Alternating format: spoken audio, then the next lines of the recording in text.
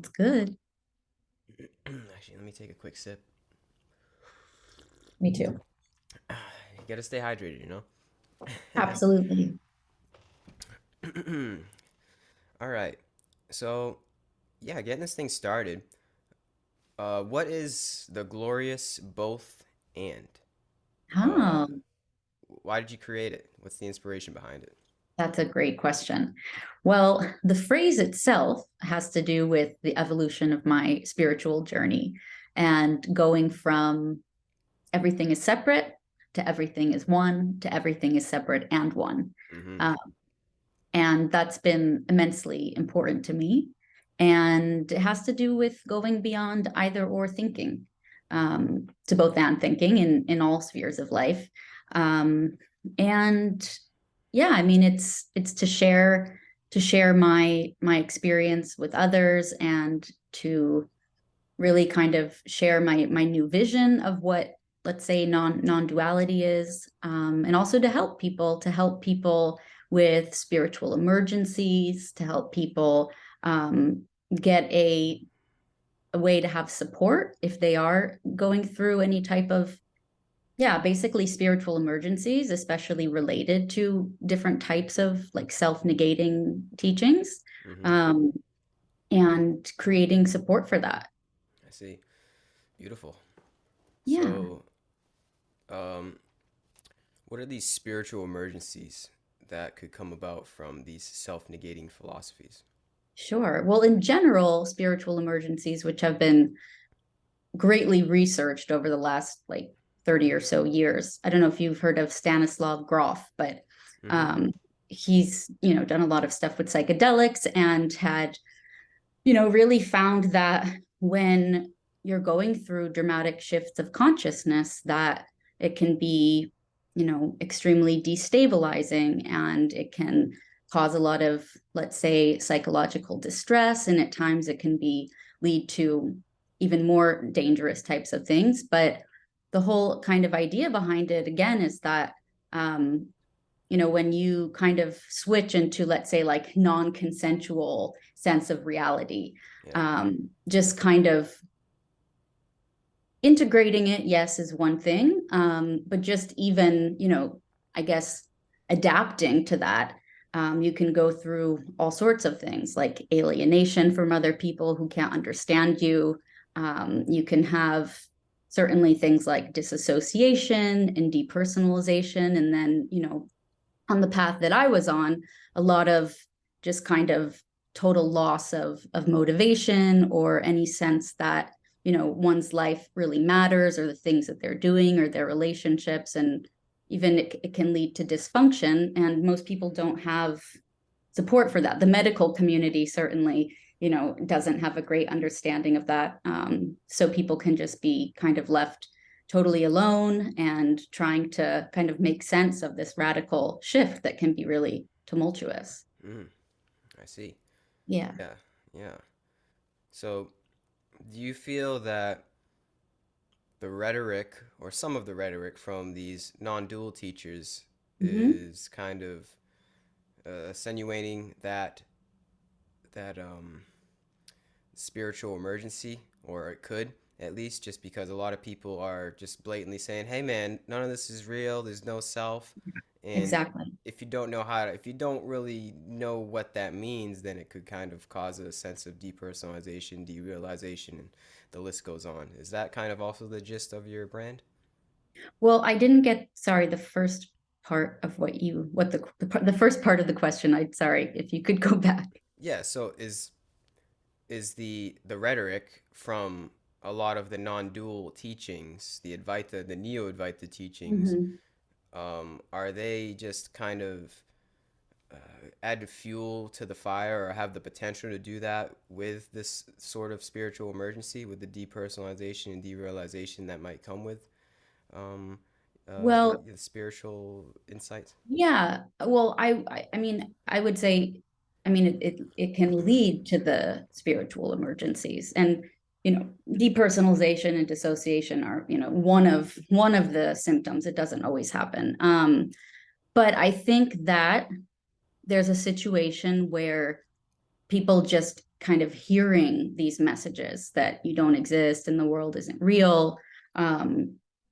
Just those two things to start off with, and that you need to wake up out of your false sense of self, that nothing that you ever believe to be true is, that there are people who just hear those messages and don't necessarily have, let's say, what people call like a direct experience of no self or ego dissolution, Yeah. or found whatever, however you describe the experience of that. And so that in itself can be, like you said, people don't necessarily, I mean, to them, it just sounds, and, I agree, but it sounds like totally nihilistic, that Hmm. everything you love is a lie, that Yeah. you're kind of a false kind of fiction in your head, that of course people just hear those things. And like, I was actually reading on the internet last night, because you'll find if you like look through the internet, there's like thousands of people that are like asking for help, or they're like, I listened to this non-dual teacher and I feel absolutely fucking insane. Like, I don't Mm. feel like I can go back to work. I can't function, etc. So there's that. And with that, my feeling is that an issue is teaching this stuff indiscriminately to the general public, right? That it's not saying that nobody should experience that or teach that, but that teaching that undiscriminately is a big part of the issue with it, Yeah. that we have no idea what people's backgrounds are. Tons of, it's a vulnerable audience of people that are seeking an instant ego death to be free of suffering. Mm. So there's that. And then, sorry, cat.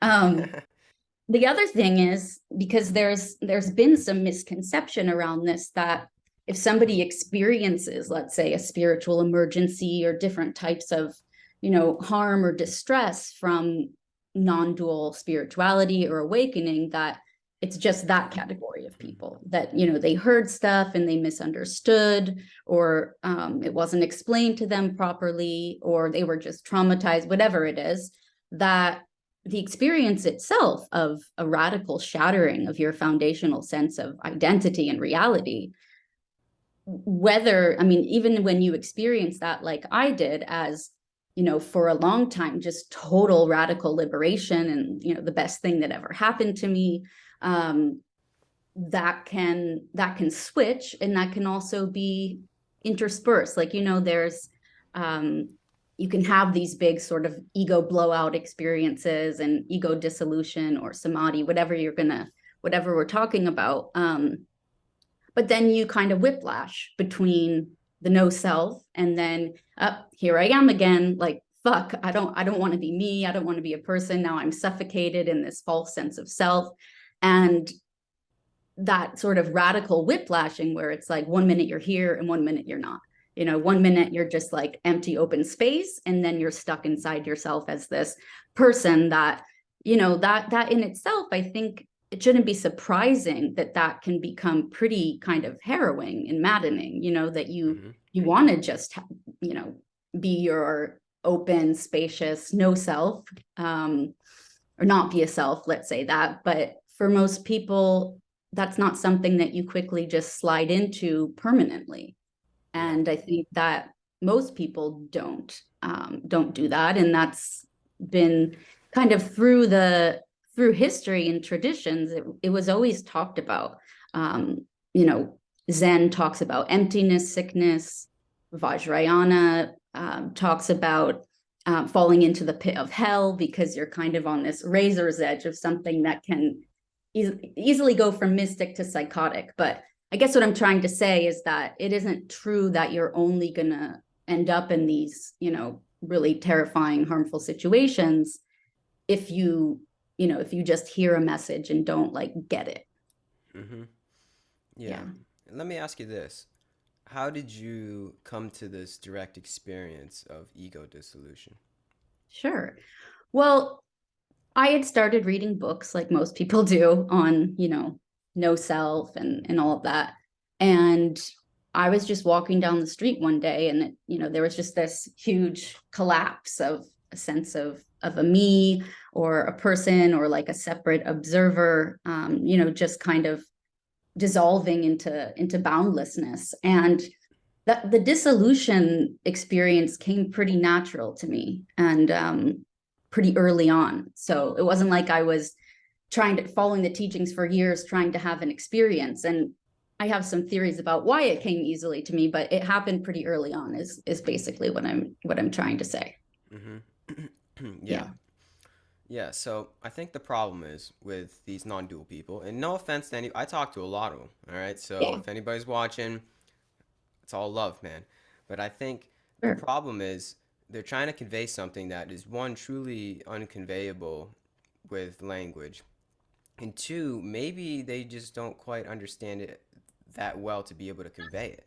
And three, the you can't just like have this direct ego dissolving experience from a YouTube video. I don't think it works like that. It's not that easy. So to the uninitiated per se, just saying you don't exist, none of this is real, blah blah blah, that doesn't Mhm. mean anything. I feel like it only means something when somebody has had that experience, right? Like you can I get it when somebody says that stuff and I can Mhm. relate to a certain point because I've had the experience. But if nobody's had the experience, then it doesn't make any sense, and you just kind of look a little neurotic. You know what I mean? Like it doesn't really like it doesn't. It's like what's the point of talking about it at that Yeah. point? It, there's, Right, because you're it's just just kind of sharing like ideas. I see what you mean.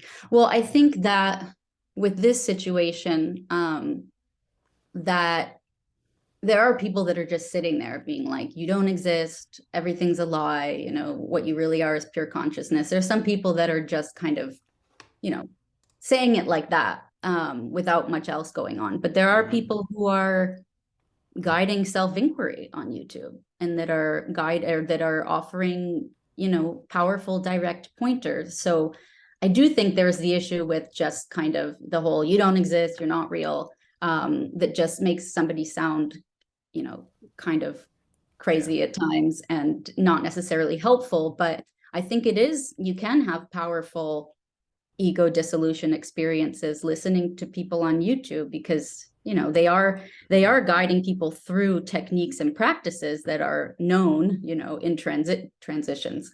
That's a good, it's kind of funny. In When people are, sorry, I lost my train of thought. you're talking about the people that are actually guiding.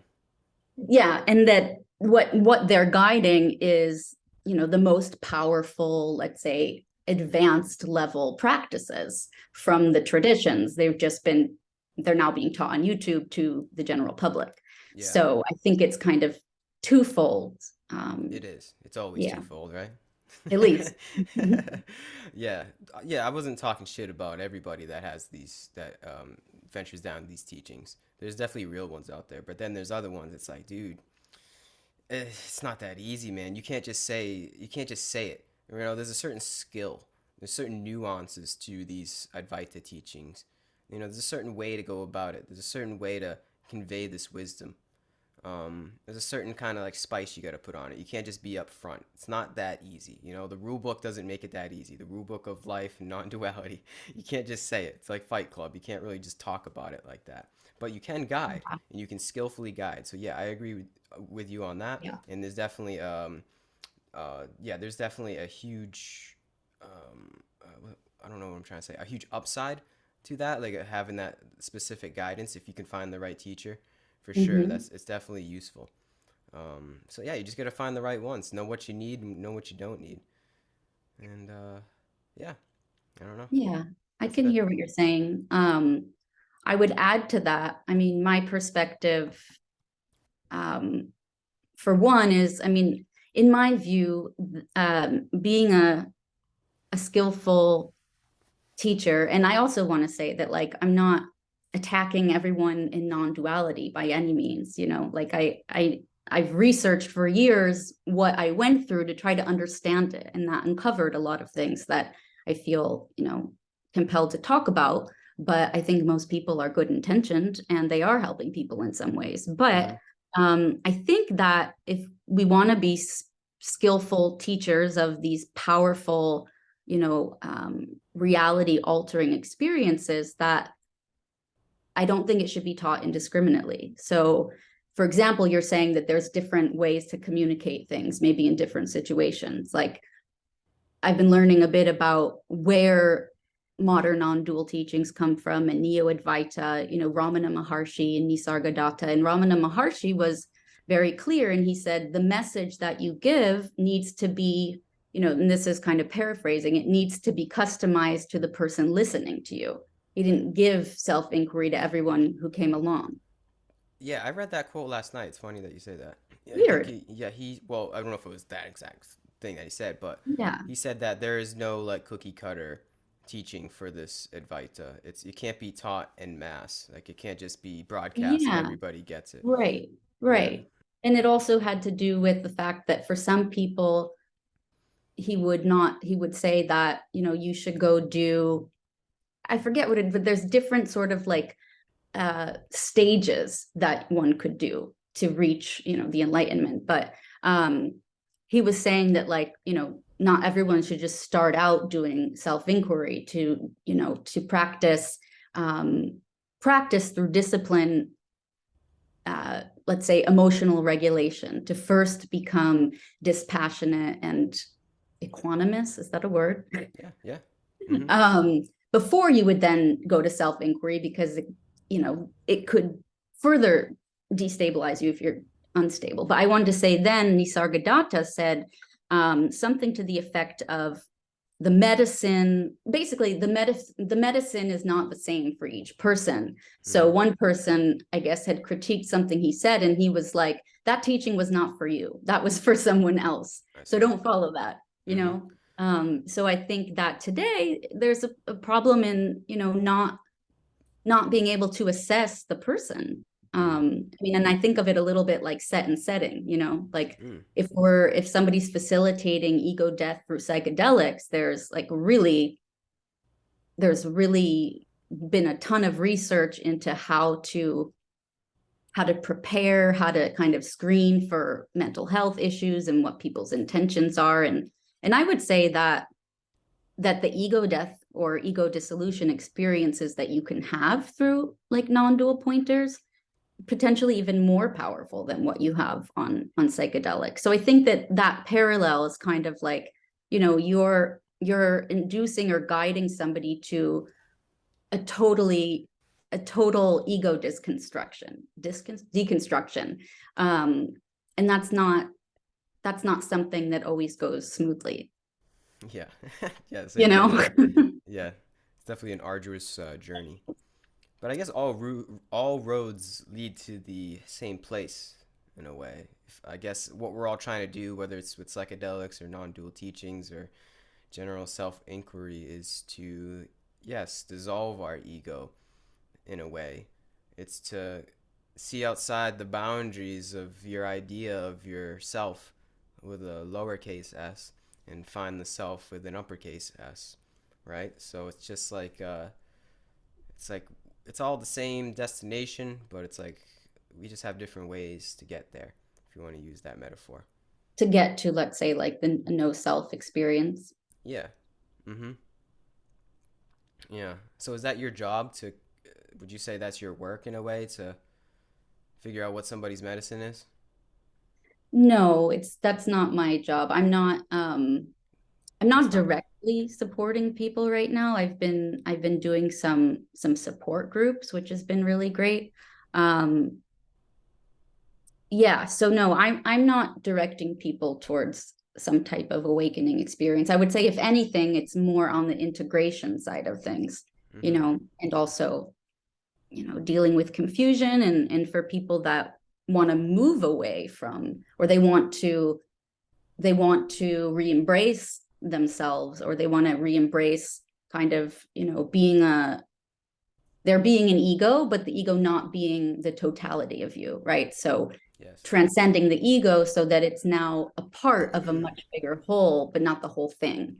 And that can be obviously really, Exactly. really hard, which it really, really, really was for me. But um, yeah, a lot of people that are, I think, curious about different types of spiritual awakening or non-dual awakenings that can feel more compatible with with their lives and in society, you know, like, Mm-hmm. is there a way to have, you know, expanded consciousness and, you know, continue to feel engaged in life and participating and still feel motivated and, you know, be able to relate to other people. So that's, yeah, kind of some of the stuff that goes on Yeah, with me. that's the gist. That's true non-dual teachings and integration right there. It's having that perspective of oneself with a lowercase s and an uppercase s, and being able to integrate the uppercase s perspective with the lowercase s perspective. As in, take that greater sense of self, that interconnectivity between you and everybody, that realization, that grand revelation, and then incorporate that into your regular life. And I find as though there's a some kind of switch, right? It's like you don't just get the realization, the direct experience of all is one and one is all, and that's it. It seems to be with that realization. It's like what is one going to do with their ego? What is how do we live in the world with this? And I feel like that is the most important part of this whole spiritual journey, if you want to call it that. It's like now you know, so what are you going to do with this knowledge? You know, with great power comes great responsibility in a way. So what does one and how does one incorporate this into their regular daily life? That's how I see the path in the journey, right? It doesn't end at you don't exist. It doesn't end that nothing is going on here. No, Yeah, that's just that's duality in itself. Like if you're just stuck in that pole, that's you're stuck in a sense of duality, claiming it to be non-duality when it's actually not true. Non-duality seems to be to me, it's a simultaneous. It's the both and, right? It's both at the exactly. same time. And then Yeah, how do you play and how do you dance that dance in the regular world, knowing that yeah, exactly. you're a human being, you're a human being, but being a human being is a little bit it's a little bit different than before, I guess you could say. It's a little bit expanded. It doesn't negate the humanness. It doesn't negate it at all. But there's a little bit there's a different spice to life. You know what I mean? There's something a little bit different on how one acts and orients themselves. I like how you said spice to life, because one of the biggest things we hear, right, is that the spice in life went away and Yeah. things become, you know, hollow and flat. But I think it's about the both and, as you're saying. Um, and when you're, like I said, like whiplashing, where you're trying to get rid of a part of yourself that I feel is a vital part of humanity, which is the sense of being an individual. Um, when you try to get rid of that, then I think you're kind of always, you can't, there can't really be integration. And Yeah. I think when it gets really extreme and radical, it's like, you know, a lot of these were monastic paths and renunciate paths. Like it's very new for this stuff to be taught outside of that context. And so there's questions for a lot of people of like, is this even compatible with being a parent, being a student, or, you know, being with a partner? I mean, I know a lot of people who just, you know, they no longer feel like kind of the ability to have personal intimacy. And Hmm. so, you know, they leave their relationships or people get divorces and things like that, that it's hard when something becomes so radically negating where it can just feel almost unintegratable with the life you were living, which can be hard if they're, you know, you've got ties to that Hmm. life and that world and responsibilities and things like that. So it's super complex, Yeah. as you're saying also. Hmm. Yep. Yeah. The show goes on essentially. That's how I like Yeah. to phrase it. It's like there's still goings on here, even though you kind of have a different view of the goings on. It's still like there's still a role to play in the show. That's how I like to Yeah. I put it. mean, and that's where I got to a point where like I felt like I wasn't playing a role anymore. Like I felt Uh, like, you know, watching the passing show. And if you I mean you just read Raman Maharshi, so you probably know some of Nisargadatta, but yeah. I was you know, reading him for a while and had the experience for some time where, you know, like the world is within you, right? Like everything is within your awareness. But I couldn't engage as something within my awareness. So it was like I could be sitting on a bench and feeling just immense love and compassion and like tears of joy just watching people down the street. But it came to this point where I was like, but wait, will I ever be able to have a relationship again? Like, Mm. where that just felt like there's no one here. And I'm just kind of like this supra consciousness, which is, pretty phenomenal to experience, but I couldn't participate in life from that. Uh-huh. Yeah. See, that's the thing is like it's true. We are this super consciousness, and that is beautiful beyond words. But it's like that's not it. And even though it doesn't make any sense to say, like, what do you mean that's not it? It's like that's the glory of non-duality. Is that with you have this realization of you're a part of this grand infinite super consciousness of interconnectivity that is eternal. Yet that's not like that's cool, that's great, but at the same time you're still a human being, and there's beauty in that. There's beauty, there's humility in that, to know that, it's like, I guess another metaphor, it's that, we're a part of God, but we're not all of God. We're still simply a human being here. Mhm. I find comfort in that, right? I Me don't as know. There's well. something about that. But yeah, I think the topic of this conversation is integrating that realization into our regular daily life. That is the most important thing. And yeah, I guess if you don't, it could definitely. I could see how it could lead to um, general mental problems from that. Yeah, And and I think it's fairly common, and I think that that's kind of par for the course also. And most people spend years trying to integrate awakenings, whether it's non-dual or kundalini or near-death experience. Like, it's like you cross through a threshold, like I said, into this other reality that other people aren't sharing. And it's fucking hard to deal with a radical new sense of reality.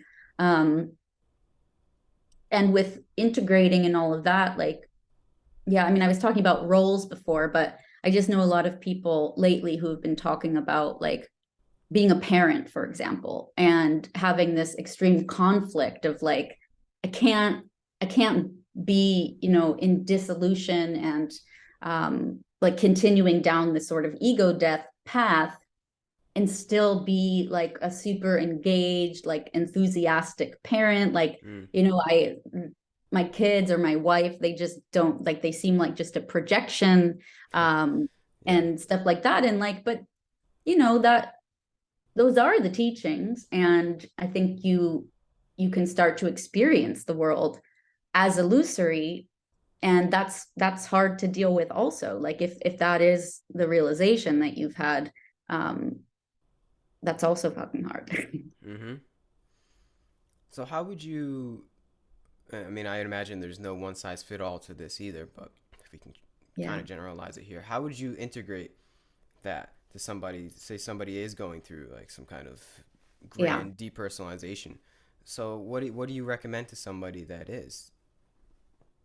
I've been thinking a lot about that because right now I don't so much say like, okay, this is how you integrate it. I think it's more about making a space for people to share what they're going through. And it's Mm-hmm. mostly people who are wanting to move away from a, either or self-negation, like the ego is a problem, the body is a problem, whatever, that kind of thing. Yeah. And for me, what I've thought of recently is that because I perceive that oneness and separateness are one thing, they're basically, they're co-rising, and like you said, that we're a part of God. And so for me, we're a real expression of God, or the ground of being, or the absolute. And so I found that personally for me, um I see non-duality as more of like a unity of opposites, and it feels to me that to really fully integrate in terms of experiencing and perceiving wholeness, there has to be an integration of oneness and separateness, or the transcendent and the immanent, Mm. the relative and the absolute, so that they're not isolated in, mutually exclusive realms, if you will. Yeah. And that's been sort of a third stage that, I never heard about in, neo-advaita or modern non-duality. Like it was just about eradicating separateness, like in an extreme way, like it is not real, there is none. To sort of this next stage that was more of well, wait a minute, it's not that everything's not separate or individual, it's that they're also one. And that's changed everything for me in so many ways. But aside from that, a lot of people are realizing that they've been spiritually bypassing. I mean, it's Yeah. it's set up so well for that. So a lot of people are needing to have like their emotions affirmed. They're needing to have learn to actually befriend their suffering and befriend themselves. That's been a really huge thing, is people starting to kind of come back down. Like a friend said the other day, he's like, you land back through the stratosphere and you're coming back, and yeah, learning to embrace all the things that you've tried to abandon, I guess, to Yeah. fully abandon, to be fully human and to give yourself permission to be fully human. Mm-hmm.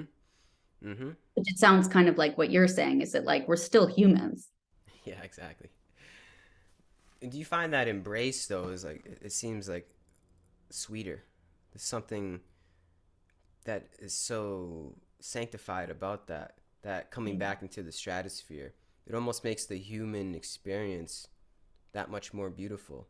It's Yes. strange because everything changes, but nothing changes at the same time, and it's hard to explain. Yeah, I feel that way as well. Yeah. But Yeah, absolutely, that it's, I mean, it's sweeter, but it makes you appreciate, yeah, I would say, it makes emotions and even suffering feel like it has sacredness as well. yeah. That That's the big one. everything is sacred, and like wanting to be touched and moved by life, not to be invulnerable or to just dissolve feelings on the spot, but to really hold them and experience them and relate to them, Mm-hmm. and feel just so fucking alive because you're embracing everything that's coming up as sacred. Yeah, Yeah. yeah. It could seem like the neo-advaita teachings, and if you get sucked into that world as almost an escape, as a form of Absolutely. escapism, but then I think the Absolutely. true incorporation and integration of it is what's the opposite of escape? I guess a true embrace. Yeah, like you said, it's a true embrace of Yeah. all the ups and downs and twists and turns of the human experience, but Yeah. with a Yeah. little less resistance, I guess. Like less, like Yeah. you said, suffering. I think that's the biggest thing that we can get from this whole topic. Is there seems to be a negation of suffering. It doesn't mean a negation of pain. Doesn't mean a negation of negative things that could happen to you, but I guess the resistance to those things, there's no clinging. There seems to be like a less instances of clinging, less Hmm. instances of attachment to this thing, and it's almost like one can witness the human experience and all the goings on, the phenomena of the human experience, at the same time being in the human experience. It's yeah, it's both and it's Yeah. it's both at the same time, and that's beautiful in that simultaneous paradox that one can live in. That is true non-duality, but it's like a comfortable paradox, if that makes sense. Well, Hmm. it is for me. Yeah. But I was going to say about that, because I really agree with what you're saying. That, I mean, for me, what I've realized is that we can harness that expanded consciousness or a non-dual state, or what some people might say,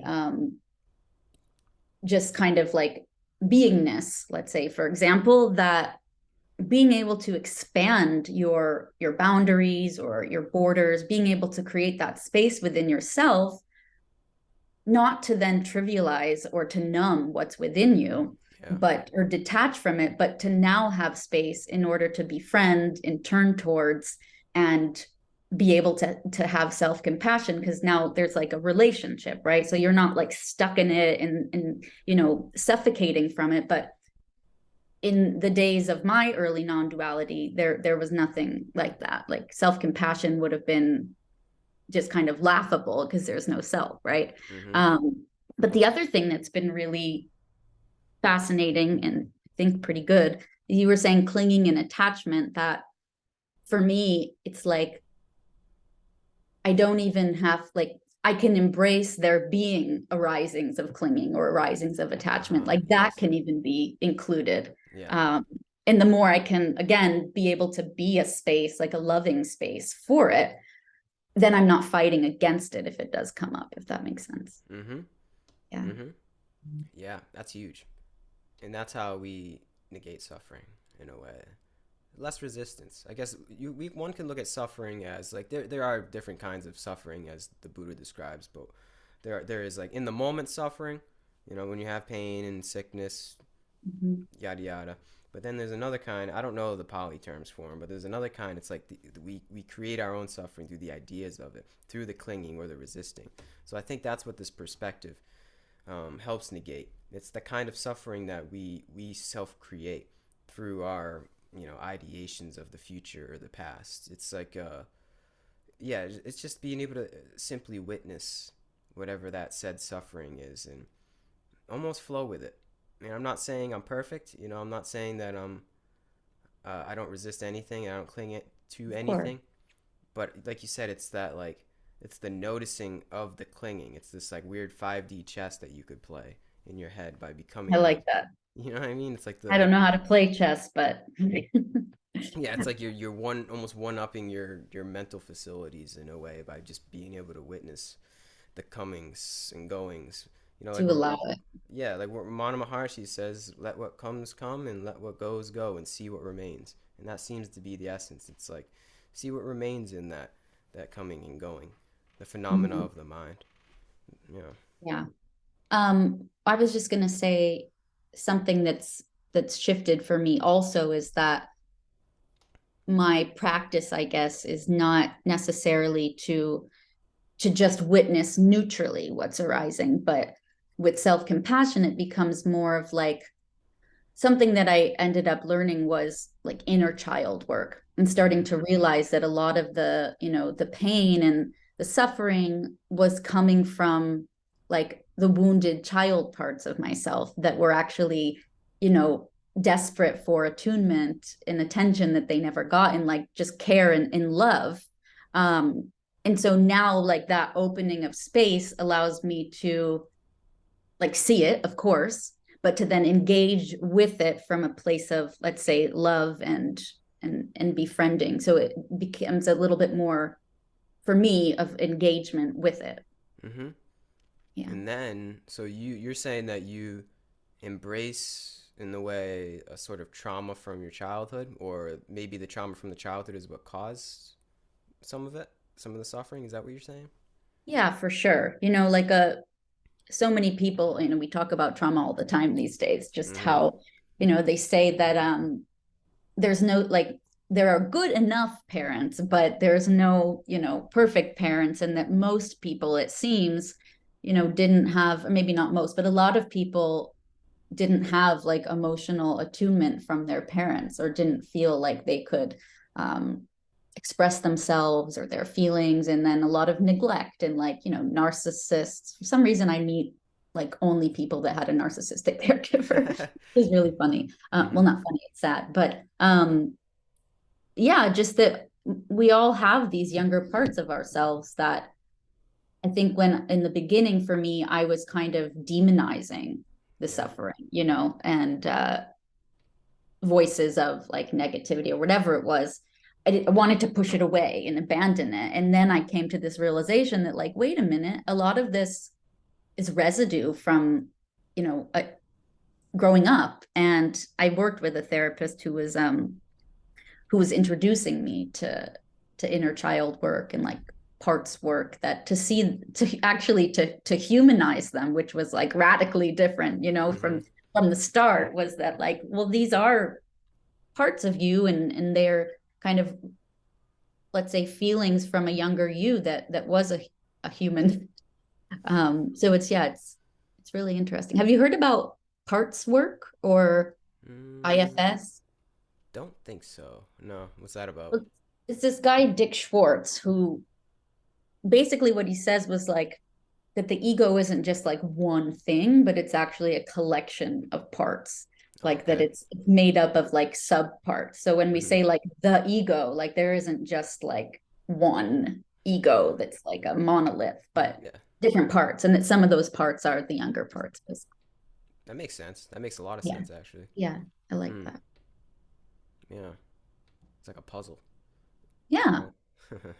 You seem to be into like strategy games and stuff, Me? chess and puzzles. Oh yeah, that's funny you say that. I'm a big well, I used to be. I don't game anymore, but that was my go-to. I was into strategy games. Yeah. That's funny you pick up on that. It is really I guess funny. I give off that vibe. I'm a strategist. Always trying to be one step ahead of the game. Yeah. Yeah. Yeah, that's funny. And a peculiarity, right, that I've noticed from that, I guess I don't know if this has anything to do with it, but um it seems that we're all traumatized from our childhood, I would say, one way or the other. To some I would extent. say Yeah. that. And I guess once we can kind of confront our trauma from our childhood, the Yeah. weirdly peculiar thing that happens, right? I guess once you can per se get over it or embrace it or just, Yeah. kind of digest it a little differently, it seems to be like you regain a sense of childhood in that. Like you regain a sense of Mhm. childlike relation to your life, right? So it's almost like we have that part of us in us. It's just innately ingrained in us, right? That childlike wonder. And Yeah. because of the trauma, we decide to ignore it and shoo it away because we want to ignore the Yeah. trauma because it was traumatizing. So I think it's like we lose, as we grow up, we lose a sense of that literal sense of part of us, our sense of self, Yeah. because we don't want to think back to the days of that trauma.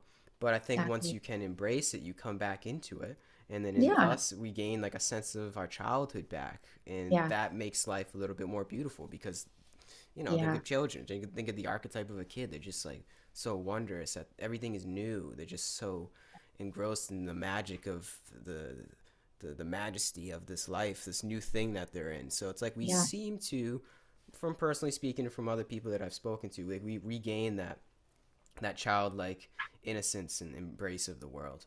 Yeah. That's a really good point.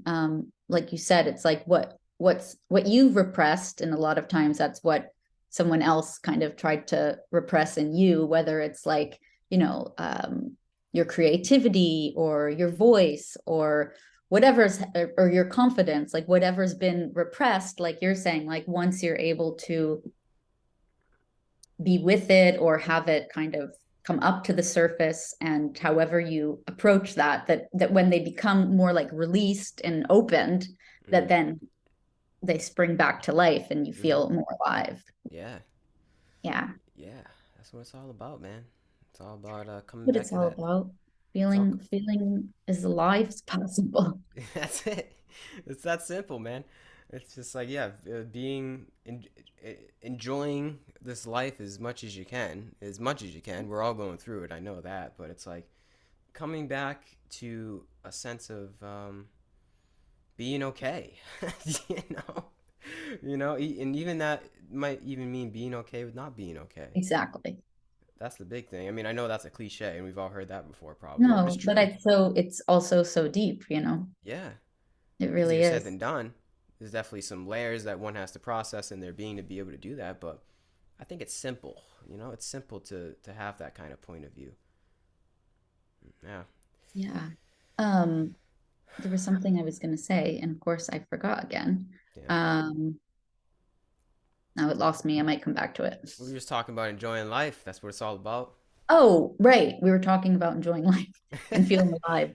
Um, One of the things that's arisen for me over the past couple years is also like compassion and kindness, and as hmm well as, you know, giving back to others in some ways, because the first part of my non-dual journey and the teachings that I was following, I mean, it was only about like your personal salvation, right?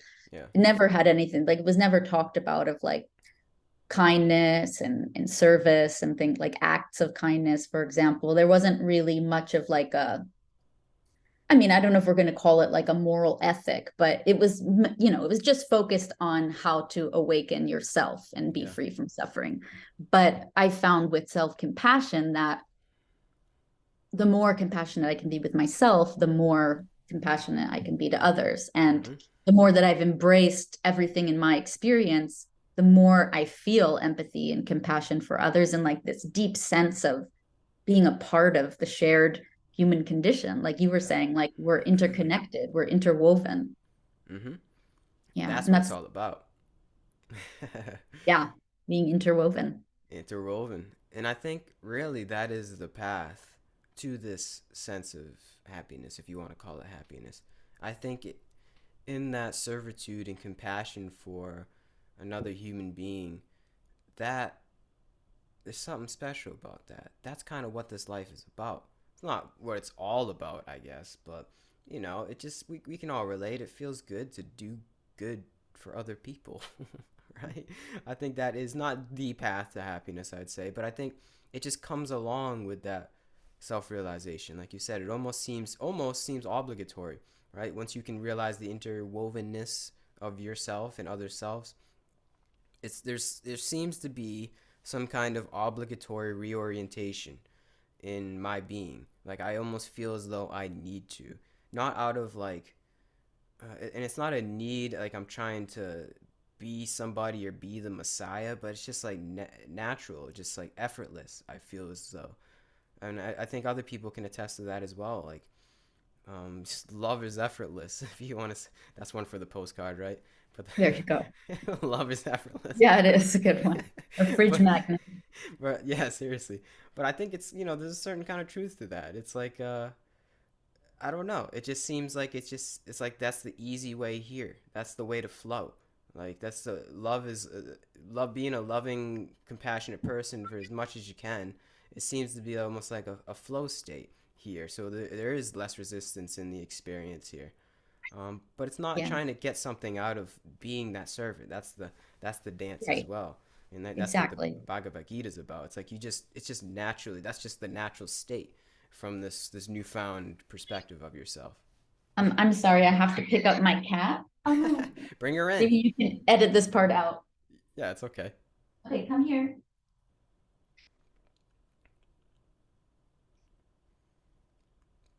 All right, here she is. Oh, Now what's her let's name? just hope. Her name is Kitty because she's deaf. So I never really developed like a unique name for her because she can't hear it. Wow, that's pretty interesting. So she's been deaf since you've had her. Yeah, I adopted her for a couple months and then I kept her because I'm a sucker. And then I realized she was deaf because I turned the vacuum cleaner on next to her head and she didn't move. Wow, wow, So that's an experience. yeah, it totally is. Kitty, Um, Kitty the kitty. Kitty the kitty, very literal. Yeah, that's funny. Yeah, you said something that flipped a switch that I wanted to go back to.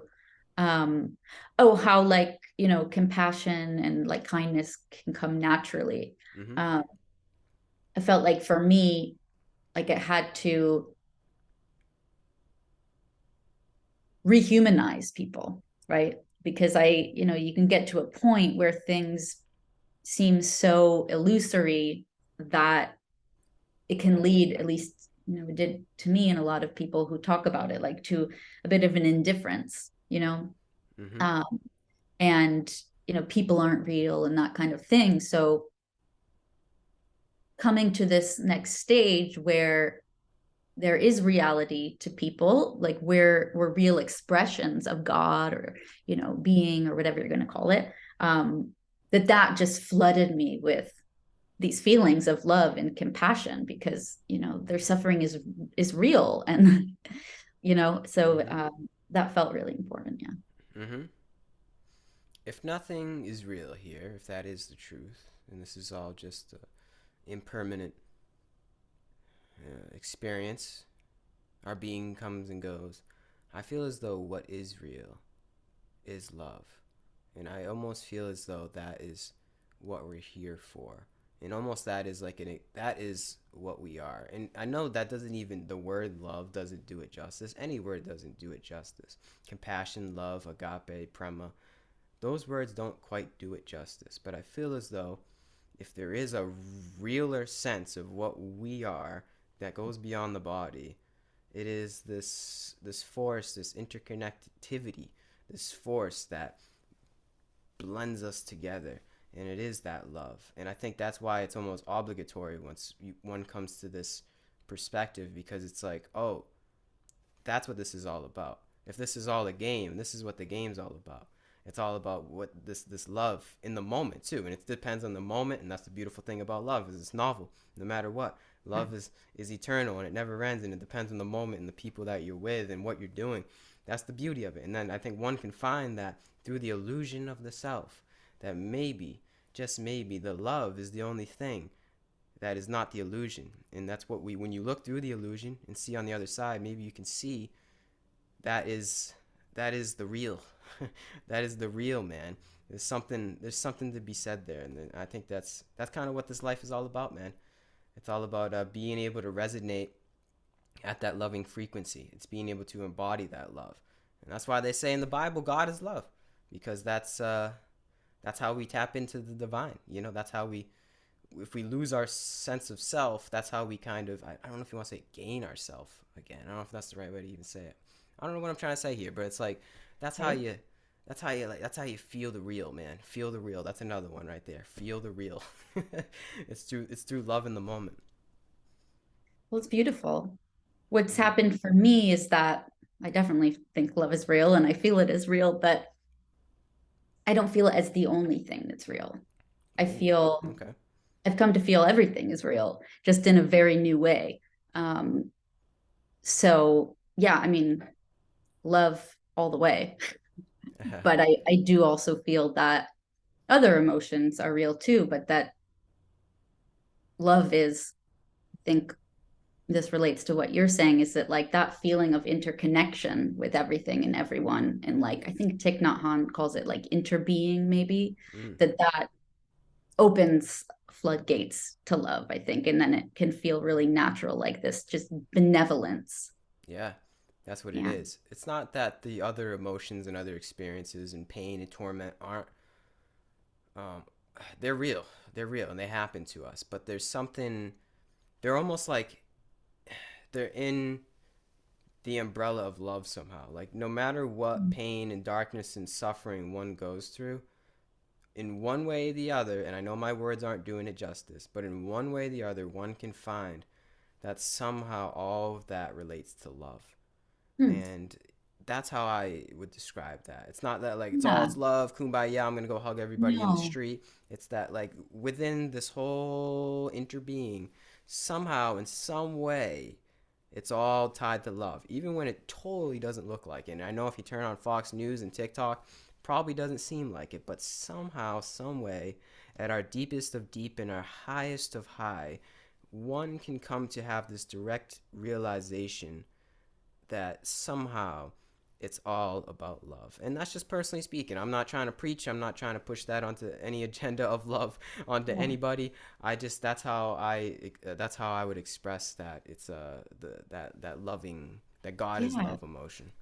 That's beautiful. And it so resonates for me, like the coexistence of the dark and the light. Yeah, you need I both. mean, a lot of people think of like enlightenment as it's all light and it's all positive emotions, but Mhm. what's felt what's felt more accurate to me in terms of like an ideal way of being, um, is having those coexist so that you can be in agony, but you can also experience a love at the same time. And I think it comes back to like the sacredness and the divinity of all things. If you get to that perspective, then Yep. if you love the divine or you love God or the sacred, then it's like that love is put towards, like you were kind of saying, like all these parts of God, I think is what you said. Yeah, um, exactly. and I also wanted to tell you that you are doing justice with your words. I appreciate that. Thank you. Yeah, referencing the convo. Well, the Ramana Maharshi quote that I referenced earlier was actually it was a convo between Yogananda and Ramana Maharshi, right? Which I Mhm. was like, oh, that's pretty cool. I didn't even know they knew each other. So the convo went like this. It was Yogananda asking Ramana, um, I'm gonna try and paraphrase this. Hopefully, I don't butcher the convo, but it was like he said, "How come? Why does God have to use suffering as a way to have this realization? Because that seems to be the gist of it, right? Like we go through a sense of suffering in one way or the other is to realize there has to be another way, and the other way is to have that God realization in one way or the Mhm. other." Um, and he said, how couldn't there be another way to reach God? Like, isn't there another way? I'm butchering it, man, because they put it obviously a lot more poetically. But Ramana said like that is the only way. Like this is the way to God realization, and I think it has to be because everything is in polar opposite here in this reality for some reason, yin and yang, one and two, zero and one, on and Yeah. off. So I think us coming in and incarnating into this reality, we needed to know, in order to know love, which we can kind of say is God, right? If you want to go on that, it's the divine. It's a divine state. It's a higher frequency. In order to know love, we need to know what isn't love. So I think we all incarnated here to know what is not love. Through our suffering. Essentially, our suffering, in a way, we can see is not love. So then, from our suffering, we say, all right. So what is the other way? What is the opposite to suffering per se? And that is love, and that is God. So it's like there can't be any other way. The only way the only way out per se is to go into our suffering and then see on the other side that it was love all along. I hope that made sense. No, Like it makes a lot of sense because yeah. my sense has been, I'll see if I'm going to butcher this, that if you can experience God, or you're saying love, or let's just go with God and love. Yes. um, if you can find that within suffering or alongside suffering, it feels like you can find it anywhere now because you Mhm. found it in the darkest of places. Yeah. To now know that it's everywhere. It's like there isn't a place where God isn't. Mhm. And that's the beauty. And that doesn't mean there's not going to be more suffering, but Of it's course. that when they have that suffering arise, it's like it's just like I think we said this at the beginning. There's a different way to see it. There's a different Yeah, way to see it in the umbrella of love. I like that. The umbrella, again, here you go. The umbrella of love. Really great phrases. Gonna write these down. You definitely do. It's awesome. Yeah, that's what Um, it's all about, man. That's what it's all about. yeah, no, I think we're totally aligned with that. Like you said, like there's going to be more suffering, but now you can, let's say, surround it with love or Hmm. have it kind of be intermingled with it, and that makes it more bearable. Yeah. Hallelujah. Hallelujah. God bless America. Seriously. God bless the world. God Where bless. are you actually? I live in a city outside of Boston, but we can call it Boston. Okay, interesting. I'm from Connecticut. I don't know if I mentioned Oh, that. really? Okay, so Yeah. maybe do you know Taunton? No? Okay, Is yeah, that a it's a pretty person? low key city. It's a person. No, it's a city. Wait, what did you call it? It's Taunton. It's Taunton. Oh no. Okay, is that a person? That's pretty funny. No, it's not a person. It's a city. Yeah, it's a city Okay, outside of Boston. It's pretty low key though. But gotcha. whenever anybody asks, I just say Boston usually. Yeah, that makes sense. Wait, so you live in Connecticut right now? I live in Tel Aviv. I'm in Israel. Oh wow, didn't know that. Yeah. That's So pretty a cool. little long ways from Connecticut. Why over there? Like, why are you over there? I don't have. I We can edit this part Yeah, out. You know what sure. I I mean? mean, it's fine. I just always had a connection to Israel. I grew up Jewish, but not religious. But my parents brought me here as a teenager just to, the land of the Jewish people. Mm. Um, and I came after college and I fell in love with the city of Tel Aviv. And now, whenever I'm not here, there's just like this pull on my heart or like my Wow, soul. It's like, I gotta be there. it's the So Holy Land. for many, many people. Yeah, that's pretty cool. I did not know you were from Israel. I mean, I thought you were American just because of your accent, which you are American, but I mean, I Yeah, thought you yeah, lived in America. yeah. It's That's always a cool. fun surprise. Yeah. You ever want to come back, or Well, is I'm that always home? kind of torn. I was living in New York City, and some of my best friends are there. So I do feel torn, but mostly just because my friends are there. I think I Yeah. was kind of over New York City when I left, but there is because there's a lot of things that I miss. Like things are just easier there. The economy's better. But, when I'm there, I miss it here. When I'm here, I miss it there. Yeah. So Yeah. it's a little tough. Yeah. Yeah. We can't be at both places yet. Yet. Not yet. We're getting there, right? We're definitely getting there. That's for sure. Yeah. I've heard people say, and this is a story. I mean, who knows if this is true? But I've heard people say, like, you know, how the reincarnation idea, like that it doesn't necessarily pertain to one body. Like, you could be simultaneously you, whatever that means, but you, your essence, your karma could be tied to multiple people in the world at the same time. And I was That's like, true. I mean, I guess that makes sense. Like, I mean, Yeah, it makes I like sense. I like that. Yeah. So someone whose karma I'm connected to is there. So I Yeah, may both. exactly. You don't know, but like you guys are in a way almost the same essence. I like that. Yeah. Yeah. So, I mean, hey, I think this is a good thing to wrap it up at, to be honest with you. Sure. Finding the light in the darkness, seeing the love through That's the yeah, suffering. I think that's kind of what this life is all about. I love that. That's the glorious both and. There it is. Came full Exactly. circle. Full circle. Do you have any last words? Anything you wanna say to the world? That's um I know it no, I sounds don't think grim. so. Last words. Just sending out love to everyone. Awesome. Yeah. Appreciate that. Appreciate that love. Appreciate your time, effort, and wisdom. You as Um, well. yeah, Thank you for having me. for sure. Yeah, wish you all the best. Thank you. You too. Peace out. Bye.